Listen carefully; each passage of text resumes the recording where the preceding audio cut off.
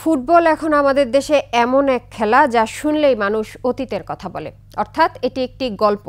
যেমন একসময় এই দেশে দারুণ জনপ্রিয় ছিল এই খেলা, ছিলেন অনেক তারকা ফুটবলার। আসলে এই খেলা এমনই জনপ্রিয় ছিল যে উন্মাদনায় ইংলিশ দর্শকদের চেয়েও কম ছিলেন না আবাহনী মোহামেডানের দর্শকরা। কিন্তু এখন সেই খেলা নেই, দর্শকরাও নেই। কিভাবে ফিরে আসবে ফুটবলের সেই সুদিন? ২১ স্পেশালের দ্বিতীয় পর্বে তারই সন্ধান করেছেন আকাশুজ্জামান। একমাত্র ওয়ালটন এসি দিচ্ছে 1 বছরের রিপ্লেসমেন্ট গ্যারান্টি।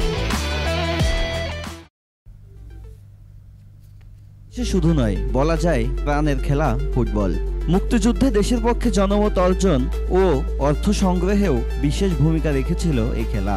এরপর ৭০ আর ৮০ দশক ছিল ফুটবলের স্বর্ণযুগ। বলা যায় সেই সময় গোটা দেশের মানুষের অন্যতম বিনোদন ছিল এই খেলা।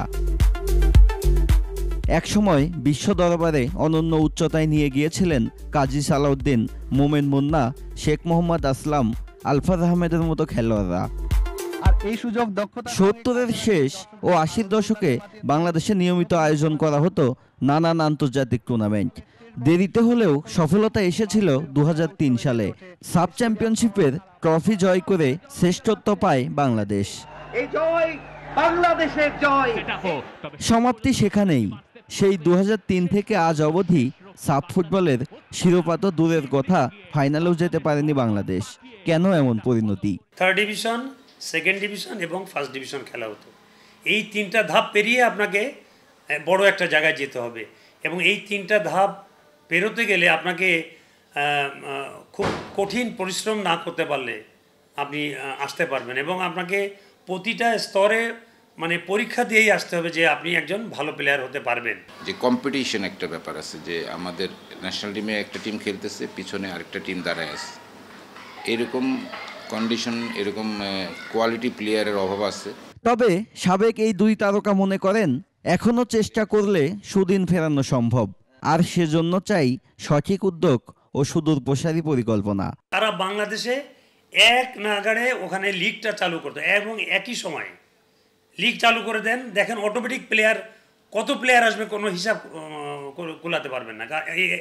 পরবর্তী পর্যায়ে ওদের ঢাকাতে যে সেন্ট্রাল লিগ যেটা হবে, সেই জায়গাতে তাদের মানে যাতে প্রতিটা ক্লাবে খেলতে পারে সেই ব্যবস্থাটাও চালু করে দিতে হবে। এখানে হচ্ছে সবার মিলে এক হয়ে কাজ করতে হবে। যেমন বাংলাদেশে 40টা ক্লাব আছে, প্রিমিয়ার লিগে আছে 10টা, ফার্স্ট ডিভিশনে আছে 10টা, চ্যাম্পিয়ন্স লিগে আছে, সেকেন্ড ডিভিশন আছে। আসলে সব ক্লাব মিলে যদি চেষ্টা করে, ফুটবল ফেডারেশনের সহযোগিতা থাকে, তাহলে একসময় অবশ্যই একটা ভালো টিম তৈরি হবে, বাংলাদেশের খেলোয়াড় অনেক বেরিয়ে আসবে।